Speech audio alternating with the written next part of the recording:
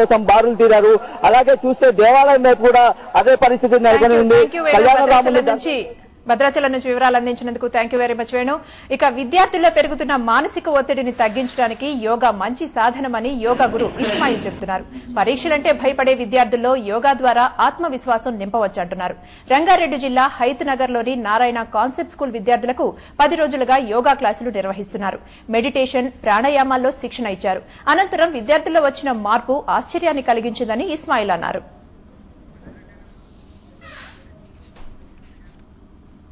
ఇవి వార్తా సంధ్య విశేషాలు. తిరిగి మరింత తాజా సమాచారంతో మరో బులెటిన్లో కలుసుకుందాం. మరి కాసేపట్లో బిజినెస్ రిపోర్ట్ ప్రసారం అవుతుంది. నమస్కారం.